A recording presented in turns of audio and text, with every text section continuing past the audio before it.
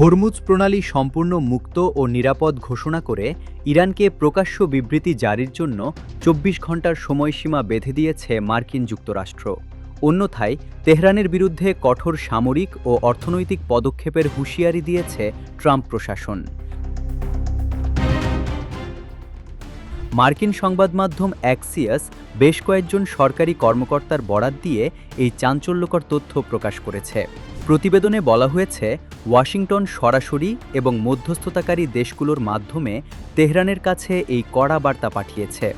রিপোর্টে দাবি করা হয়েছে, হরমুজ প্রণালী সংক্রান্ত বিবৃতিতে ইরানের কাছ থেকে মূলত দুটি বিষয়ে স্পষ্ট নিশ্চয়তা চেয়েছে আমেরিকা।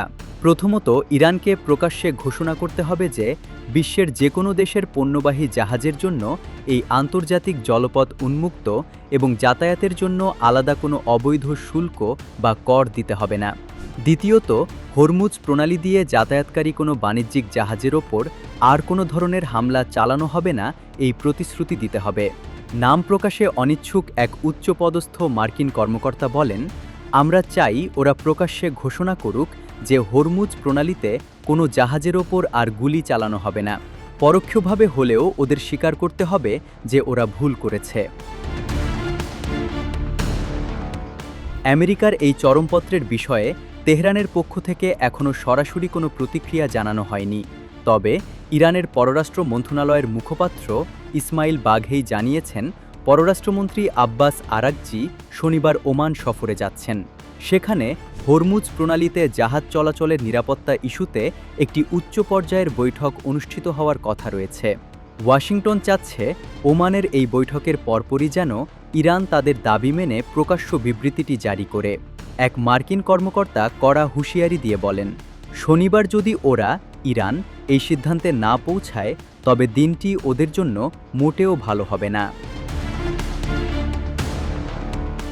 মাত্র ৩ সপ্তাহ আগে আমেরিকা ও ইরানের মধ্যে ৬০ দিনের একটি যুদ্ধবিরতি সমঝোতা স্মারক স্বাক্ষরিত হয়েছিল, কিন্তু মার্কিন প্রশাসনের অভিযোগ, তেহরান চুক্তির শর্ত লঙ্ঘন করে হরমুজ প্রণালীতে বাণিজ্যিক জাহাজে পুনরায় আক্রমণ চালায়। এর জবাবে আমেরিকা ও ইরানের দক্ষিণাঞ্চলে পাল্টা বিমান ও গোলাবর্ষণ করে। অন্যদিকে ইরান শর্ত লঙ্ঘনের অভিযোগ অস্বীকার করে মধ্যপ্রাচ্যে অবস্থিত মার্কিন সামরিক ঘাঁটিগুলোতে একের পর এক হামলা চালায়। পাল্টাপাল্টি এই হামলার জেরে উত্তেজনা চরম আকার ধারণ করলে মার্কিন প্রেসিডেন্ট ডোনাল্ড ট্রাম্প ঘোষণা দেন যে যুদ্ধবিরতি চুক্তি শেষ। বর্তমানে আমেরিকার দাবি, সামরিক চাপের মুখে পড়ে ইরান আবারও সমঝোতার টেবিলে ফিরতে চাইছে এবং মধ্যস্থতাকারীদের মাধ্যমে আলোচনার আহ্বান জানিয়েছে। তবে ইরানের মুখপাত্র বাঘেই এই দাবি উড়িয়ে দিয়ে বলেছেন, কাতার আলোচনার প্রস্তাব এনেছিল এবং তেহরান কেবল তাতে সম্মতি দিয়েছে।